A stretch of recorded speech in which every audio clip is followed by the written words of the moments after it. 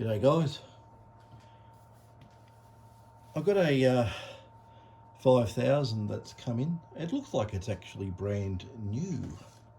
The last of the last, I think. Yeah, that's its box. It looks like it's never ever been on a detector. Very, very new looking. And if you look at the back there, it's very glossy, very shiny. There's not even a mark on it. And same with the front. It looks like, I don't know, it's not like I've seen them before, I tell you. It's very, very clean looking. Anyway, this is a 5000. And all I've done here is I've just unclipped these little ties on that ferrite just to move it out the way, and just have a look at the board in general, and yeah, it looks like it's very, very new indeed. But anyway, this exercise is to get a newish detector. Let's plug the power in and I'll stick the coil in. You can see what I'm doing. Okay, this is a standard detector, standard AD797 front end. It's got nothing done to it. But what I'm going to do, I'll set it up in factory default. And I've got this other one of mine, which was a standard reference detector, but I ended up running out of detectors to experiment on, so it became an experimental detector, but mainly only for input stages. So with this one here, I'll just turn him on, and I'll just put it in the factory default settings. I can't even see what I'm doing. Hang on, I don't even know if I'm going the right way or the wrong way there. I can't see. Where am I? Oh, there we go, all settings. Yeah, I'm reading it upside down. The displays don't work very well when you read it upside down. So it's in factory default. And I've got this in deep, normal, cancel, fixed. But what I'll do, prove a point, I'll let it do a frequency scan. I'll turn off the oscilloscope anyway. And we'll let it do a frequency scan and see if it picks a nice, quiet part of the spectrum. Basically, it's just got to try and ignore 50 hertz and settle somewhere, at, you know, I don't know, at a zero crossing point. That's impossible. So as best we can get it, according to its own calculations to where the lowest noise part of the spectrum is. It's sitting there chugging away, and it's done its job. So this is dead set factory standard, and basically as low noise as I can get it. So what I'll do now is spin this around up to, good, hang on a second, what do I have to undo? That. There we go, up to our coil up there. But have a listen to the chirp. It's a lot of noise coming through. But anyway, actually I think that noise is pretty standard. So we've got our 0.05.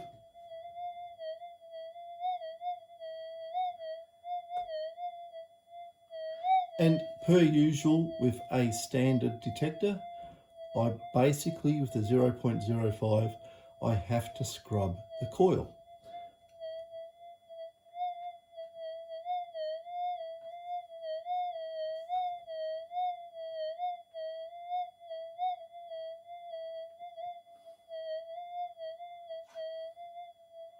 It's just lost in the noise. It won't pick up a 0.05. I have it in normal mode because I use that as a yardstick. As soon as you go to enhance or find gold, yes, it'll come up a bit, but it's not going to come up much. and the amount it comes up in relation to normal mode as detector to detector, there's no difference. A normal mode on this detector or another detector is the same. But have a listen to the chirpiness of that. It's fairly chirpy. Anyway, we'll kill it. You might have to mark on the video where I stop and start. So probably take note of timestamps. And very nice detector, they say. It looks like brand new. Anyway, I'll put it in a box over here. I'm going to put it in carefully. I don't want to stress out the mylars. I'm having a thing on mylar strips today. These, I'm not going to say. Yeah, not going to say. Anyway, we'll get this one here. I'll put it here. Where's my end, which is there. This is one I've had to fix up. It's been in and out and in and out. And if you can see there, I've had to silver all those contacts and give them a haircut and push back up the mylar and give it a soldering. So I'll get that in there. I'll stick in the coil. Hang on, I better have this back at the detector when I'm doing. Oh dear me, hang on, I'm going to loosen that again. There we go. Yeah, so sorry. I thought I know what I'm doing. I'm looking at what I'm doing. I forget what the camera's pointing at. So I'll stick this in here. Now this detector has no variable frequency. It has no variable gain. I've had to replace that voltage stabilization MOSFET because the other one went short circuit. That's pretty standard. And yeah, in here I've got a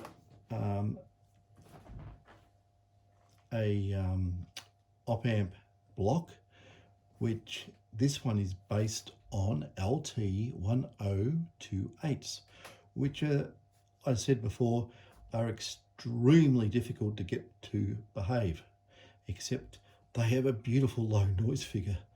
And there's issues with its internal bias cancellation circuit and the way these detectors chop on and chop off the input stage by basically open circuiting the op amps so they get hit by flyback voltage and turn into big puffs of smoke. So it saves their proverbial from that action, but it causes issues in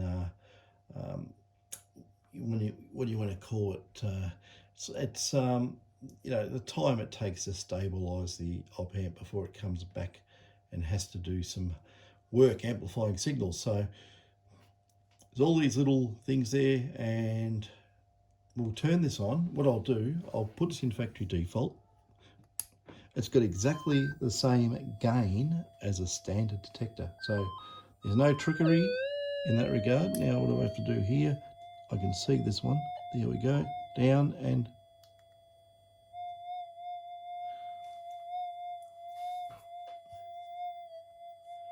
okay, that's in factory default. We'll let it do a frequency. I'll just let it do a frequency scan.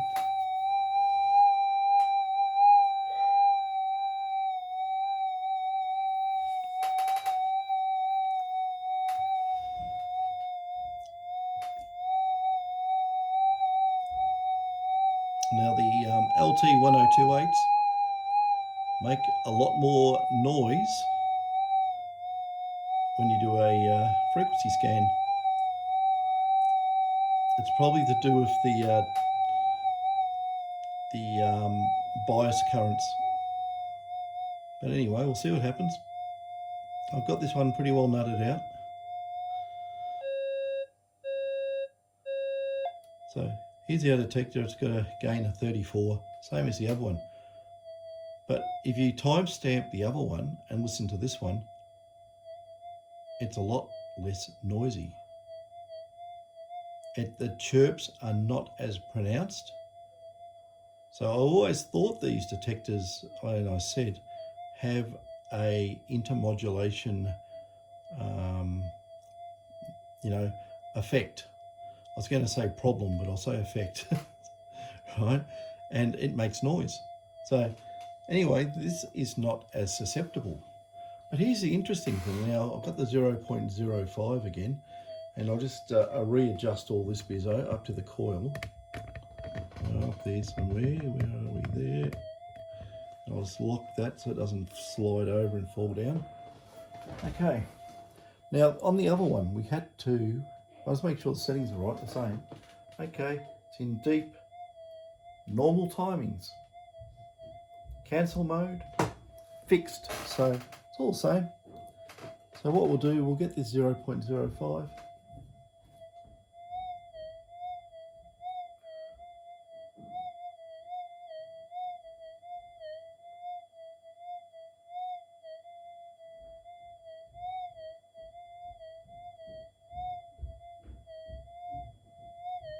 And like I say, this is just, nothing is super boosted. It's just a copy of a standard detector using lower noise componentry, and also pulling a hell of a lot of stuff out and replacing it with different stuff. But anyway, there's no gain variances. It's just better resistors, better capacitors, better op amps, and a better,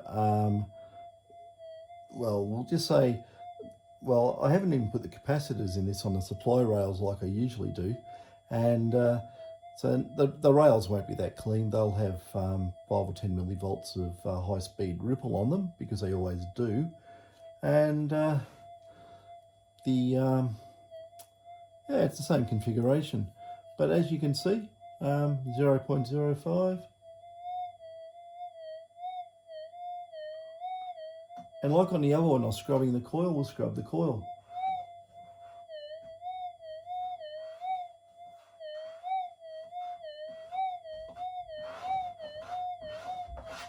So it's a fairly substantial increase in the signal, and that's basically due to the signal to noise ratio of the input op amps. I've also changed some of the MOSFETs in series with the input of the op amps as well to much better devices than the old, or the second one's probably the worst of the worst ones. It's not, I'm not going to say it's the worst, but the one I'm using is better. But the old one's just a 2N, what is it? 2N7002, I think, what goes in these as standard. So, you know, it's all right. It's got fairly high capacitance, and it hasn't got outstanding, low ohmic resistance. The one I'm using is a DMOS type MOSFET, a vertical structure. Well, it's got a vertical gate structure as part of the structure, isn't it?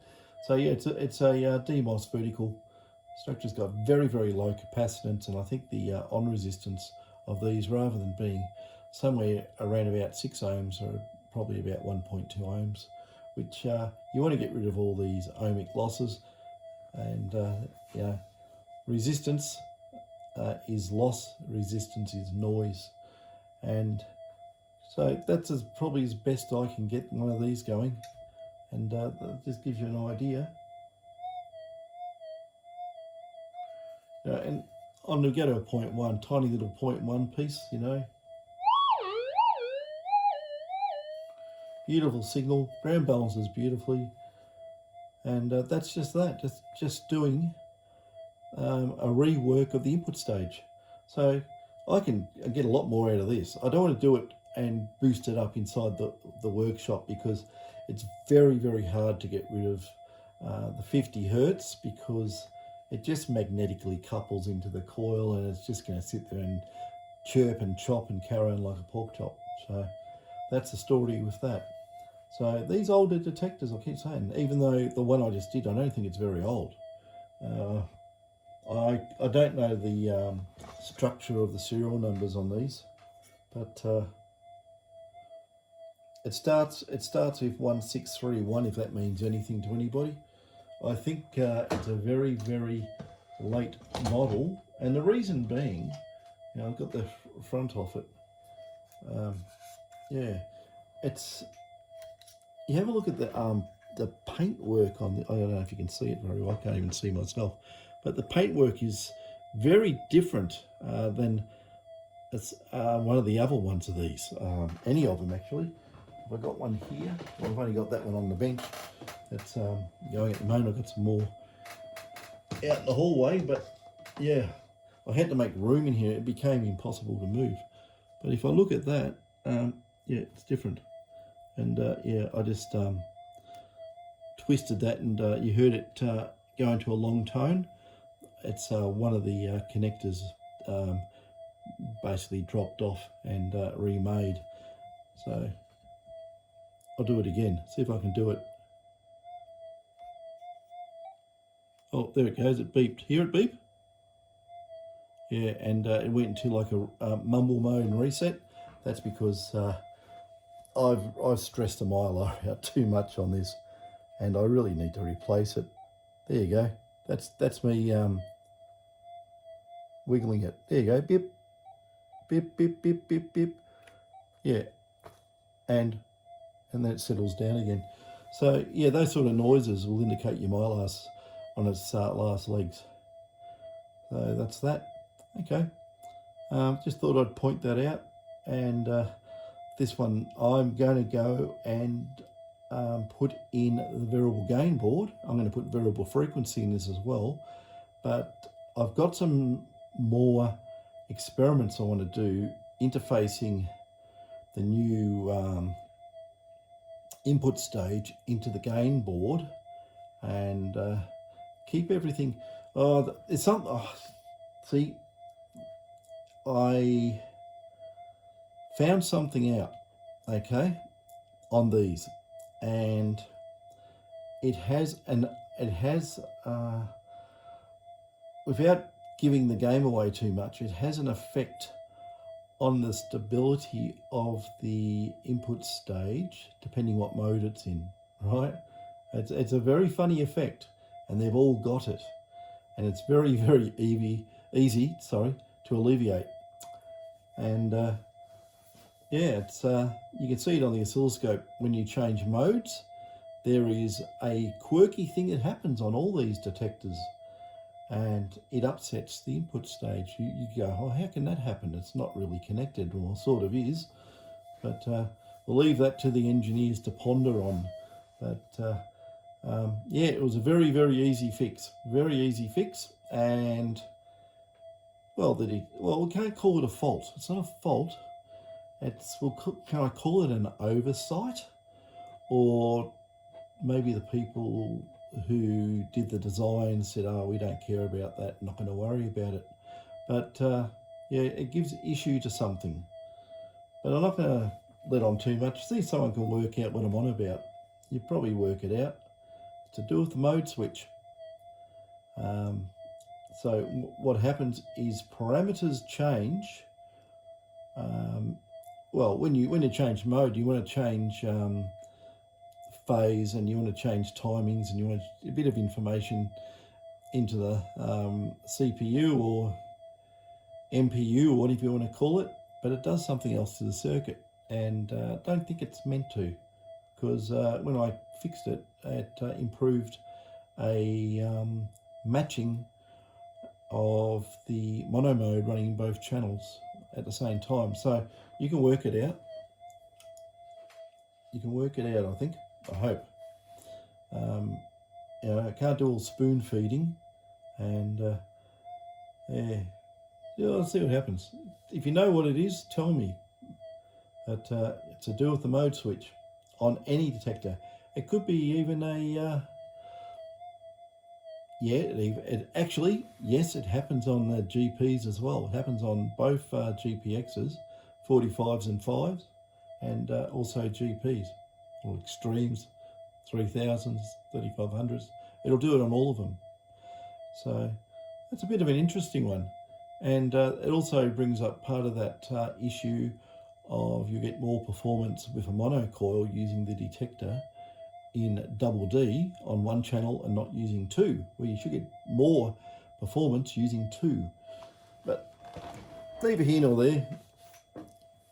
But all the pros say that they use double D mode, and yeah.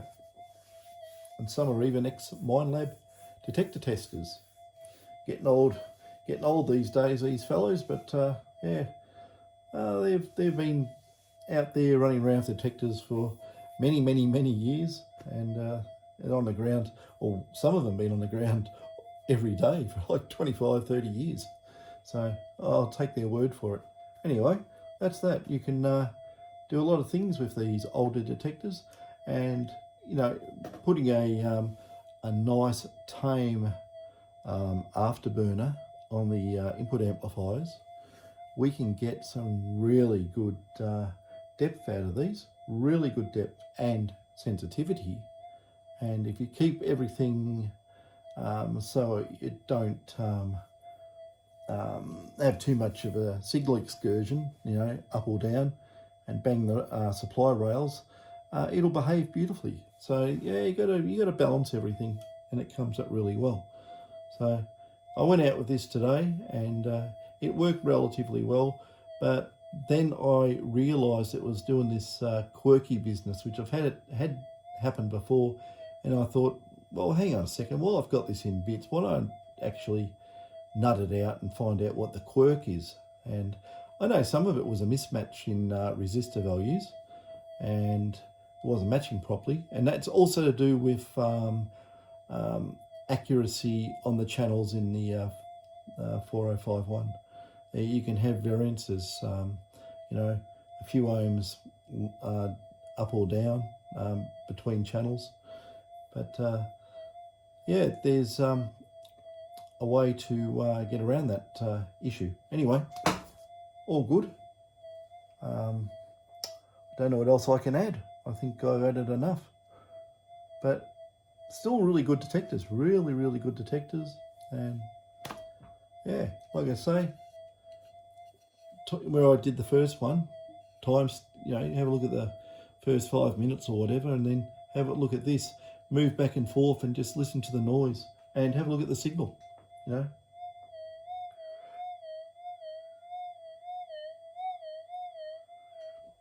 This one's very well behaved, very well behaved. I'm quite impressed.